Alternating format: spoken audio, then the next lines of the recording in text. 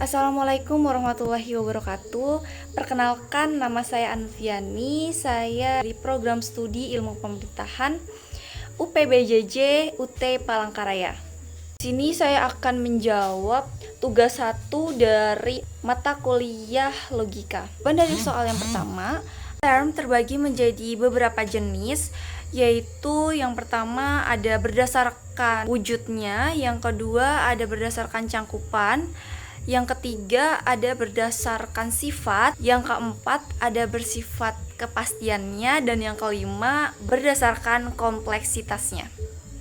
Saya akan menjelaskan 3 jenis term, yaitu yang berdasarkan wujudnya, berdasarkan cangkupannya, dan berdasarkan sifatnya. Term berdasarkan wujudnya yaitu term konkret dan term abstrak. Term konkret adalah term yang menyatakan benda yang dapat ditangkap oleh panca indera atau dibayangkan sebagai sesuatu yang nyata. Contohnya seperti meja, kucing, gunting, dan lain-lain. Term abstrak adalah term yang menyatakan sesuatu yang bersifat non-fisik, seperti kualitas, keadaan, atau konsep. Contohnya keberanian, kebaikan, keadilan, dan lain-lain. Term berdasarkan cangkupannya yaitu ada 3, yaitu term universal, term partikular, dan term individual. Term universal adalah term yang mewakili seluruh anggota satu kelas atau golongan. Contohnya seperti semua manusia, setiap burung, dan lain-lain. Partikular adalah term yang mewakili sebagian dari anggota suatu kelas. Contohnya beberapa siswa, sebagian pohon, dan lain-lain. Sedangkan kalau term individual adalah term yang menyatakan satu individu atau satu objek tertentu. Contohnya seperti Indonesia, Gunung Merapi, dan lain-lainnya.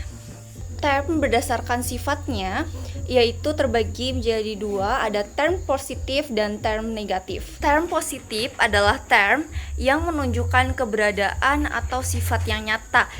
Contohnya seperti pandai, tinggi, berani, dan lain-lain. Dan term negatif adalah term yang menunjukkan ketiadaan atau kebalikan dari sifat tertentu. Contohnya seperti bodoh, tidak adil, dan pendek. Soal yang kedua adalah jelaskan dan berikan contoh bentuk dari sesat pikir atau logika fallacy, dan bagaimana agar terhindar dari logika fallacy. Jawaban dari soal kedua adalah sesat pikir atau logika fallacy adalah kesalahan dalam cara berpikir atau bernalar yang membuat sesuatu argumen menjadi tidak logis meskipun terkadang terdengar meyakinkan. Dan sesat pikir atau logika fallacy ini bisa membuat orang salah paham, tertipu, atau mengambil kesimpulan yang salah. Contoh dari sesat pikir atau logika fallacy ada ad hominem atau menyerang pribadi bukan argumen. Maksudnya menyerang orangnya bukan argumen. Contoh kalimatnya seperti, kamu tidak lulus kuliah, jadi pendapatmu soal politik tidak penting. Nah, itu tadi contoh dari logika fallacy. Nah, bagaimana agar terhindar dari logika fallacy atau sesat pikir ini? Pertama, fokus pada isi argumen, bukan siapa yang berbicara. Yang kedua, gunakan bukti dan alasan yang logis, bukan emosi atau asumsi. 3. Bersifat terbuka terhadap pandangan lain, jangan terburu-buru untuk menyimpulkan.